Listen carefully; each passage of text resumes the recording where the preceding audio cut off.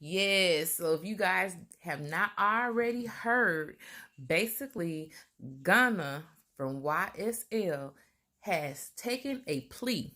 Now, the plea that he entered required him to acknowledge that YSL was not only an organization, but it was an actual gang.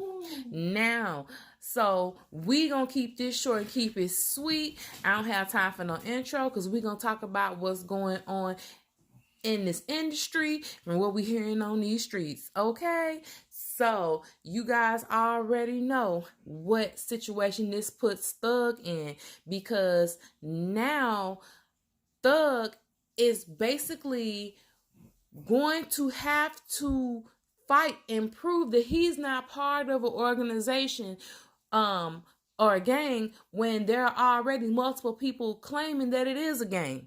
Now they putting him at the head of this gang because he is really the breadwinner. He is the one making the money. Let's be clear. They done sold this man jewelry, his shoes, some clothes, everything. The police has been so petty when it comes to this case. And Gunna is basically now released. Yes, Gunna is going to be outside. And I feel that, he obviously made a decision, that was going to put him in his best position. I think in this situation, it's every man for himself. I don't think that this was the best decision that he could have made, even though he is going to be outside early. Because he's already been denied bond 4 times. So I think in his mind, he believed that he was not going to get out. I feel like the courts were denying his civil rights because basically they said they didn't have him really implicated with any crimes per se, but they just kept saying that, oh, well, he could still possibly threaten people. It just really didn't make sense. So what do you guys think? Comment. Would you say that you think Gunna is going to have to testify, or if he's not going to testify? Do you think that he explicitly told that Thug is the, head of the gang?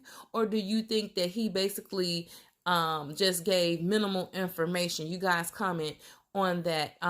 But yeah, so just keeping it short and sweet.